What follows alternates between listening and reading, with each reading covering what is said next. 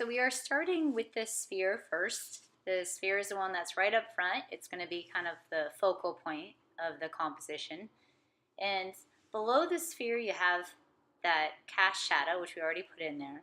But the cast shadow should look like the sphere is sitting on an oval. It's a distorted version of the sphere itself because of the light source and the angle that the light source was positioned at. Okay, so we're going to start off with the lightest charcoal pencil that's in our box. So that'll be the 2B. And I just want to point out, you're shading the same direction as you did on the value scale. I'm going at an angle, and I'm going to keep that angle pretty consistent the whole time we're shading. So you want to start off with your lightest pencil, and you want to at first use the least amount of pressure. So you're not going to put this pencil in a vice grip. In fact, you should be holding it really loose. You should let the motion of the pencil do most of the work. You can see there like how far back I'm holding this pencil. Now for this demonstration, I am standing up. I feel like it's a little bit easier to stand up. You can try that out too, as long as you raise your easel up. Those easels do go up. You can try it too, but I find that it's easier. And you'll also see that I never put my hand actually on the paper itself. That's how you get hands that have the charcoal mark on your hands. So in order to avoid that, you really don't want to be putting your hand on your paper for a number of reasons. But it's important that you're letting the pencil do the work and you're not placing your hand directly onto your paper. And it does require kind of building up some muscle strength there. It feels weird at first when you're holding your pencil like that and you're working upright, no longer looking down, letting the weight of the pencil do it. It's a little bit different. So again, I'm going over things repeatedly. And this drawing will take a lot of time. It took me about an hour and a half to finish the whole thing. And it takes multiple layers. So you're going to have to be patient and really strive to match what you see in your reference.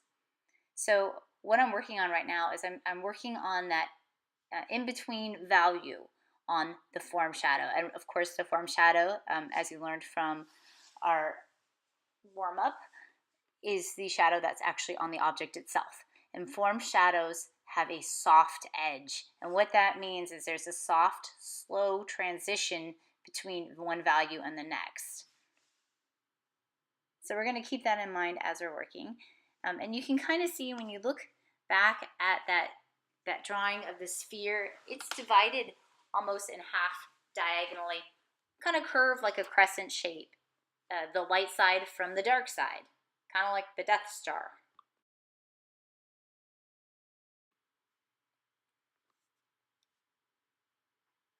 So we're focusing on that in-between stage of the lighter side starting to transition to the darker side. And we'll be working on the darker side first before we go back in and work the lighter side. And I'm purposefully going lighter than I think I'll ultimately need to go. It's way better to work lighter than you think than to work darker. It's a pain to go back and to try and lift off material. It's much easier to fill in extra material on top as needed. So that's the best practice, is to go lighter than you think you'll have to go ultimately. And keep in mind, where are the darkest darks? Look at your photo, look at your artwork, compare, okay? And then like look at different spots on the picture of the sphere, like what's darker, the cast shadow or the form shadow?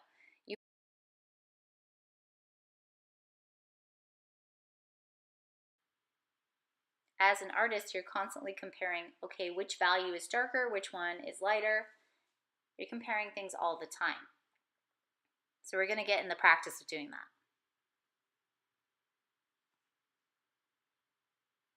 And it still does not need to be perfect at this stage.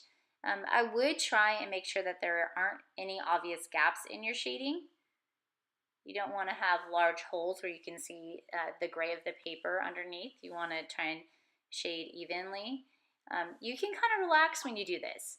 I kind of like daydream when I do it. I know it's kind of funny, but you just relax to get into rhythm. It's like, okay, I'm going to go at this diagonal, keep it the whole time, looking back and forth between the object, your reference, and your drawing.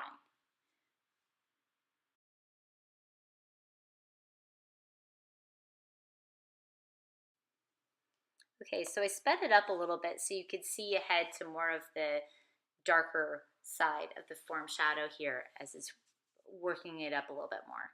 So I just want to point out that it's not all one shade of gray. It's a little bit darker towards the center of the sphere, and then on the outer edges there are some areas of reflected light. This is light that's being bounced from the ground up, or it's like reflected light coming from the cone or the cube that's bouncing off on the left-hand side there.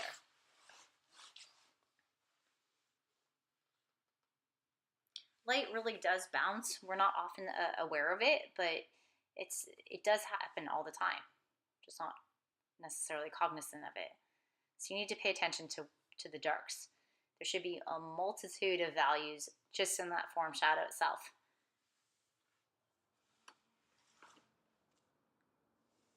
And I've switched now. I've been using the 4B on the form side of the shadow. I'm going to save the 6B for the cast shadow and maybe add a little bit more depth to the shadow on the form side in a little bit.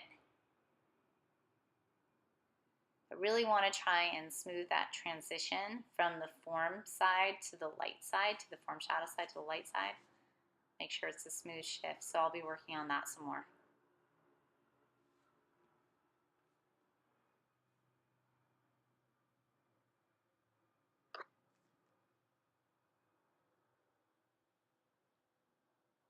So the only time I change direction on my pencil stroke is to lightly outline the outside of the sphere. And I'm not doing it everywhere. It's almost like a broken line.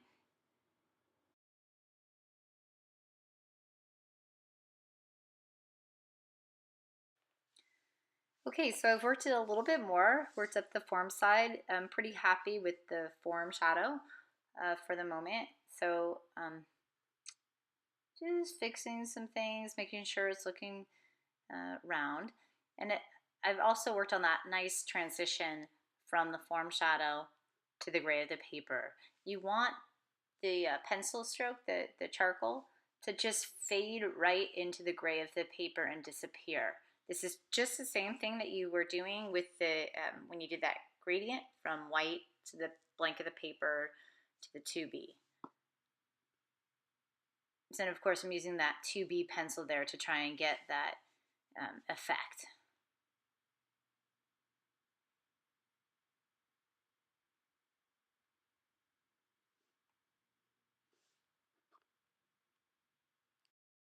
Okay, so now we're going to the cast shadow. And if you remember from the picture, the cast shadow is our darkest value. So we get to use the 6B here. I want to point out that you need to go side to side horizontally with your pencil stroke on the cast shadow. That's because you want to make it look like it's being stretched across. If you go up and down vertically, it'll make it feel like it's short and stubby. You want that cast shadow to feel like it's really stretching across. So here's the deal with cast shadows. They are always darkest right underneath the object. And then as they move away from the object they start to get a little bit faded and the edges start to blur. Normally a cast shadow will have a sharp edge to it, but at the end it'll start to fade. So you can see I'm going completely horizontal with my stroke there. I'm pressing medium pressure right now, but then I'll go back in and darken certain areas because there are different levels of different ranges of darkness within that cast shadow itself. It's extremely dark right below on the right side underneath the sphere itself.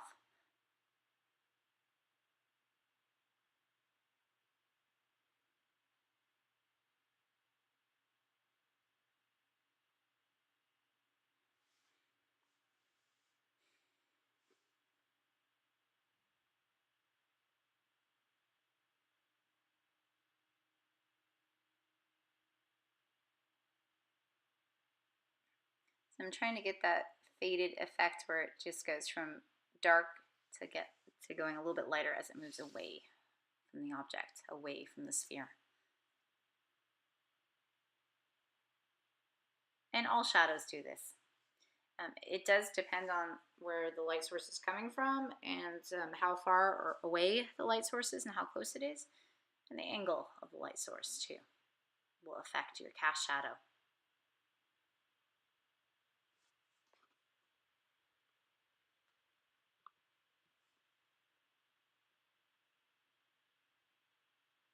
So here's where I'm fine tuning it. I'm adding, I'm pressing pretty hard, getting it to go darker in certain places.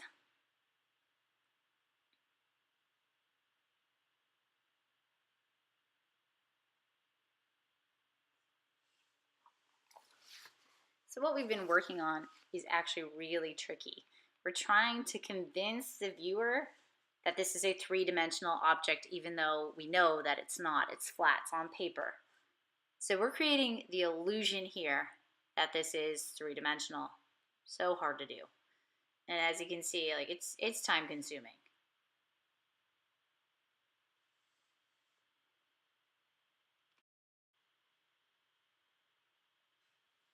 Okay, so we're gonna switch over. We're gonna use the white charcoal pencil now.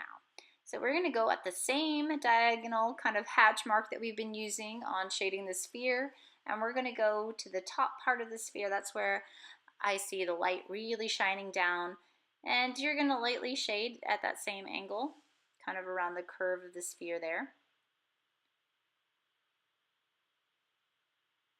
And you'll notice that the white does not have the same intensity as the charcoal itself, and it's probably really hard to see on film, although you can see me working there. It's easier to see when you're looking at the paper itself. You can see it then. And from my point of view, there was a highlight. A highlight is a bright point of light on an object. It's the lightest point on the object. It's where the light is illuminating it the most. So there's a spot there that I see, and that's why I'm going for that spot and kind of trying to brighten it. You'll see highlights more clearly on shiny objects.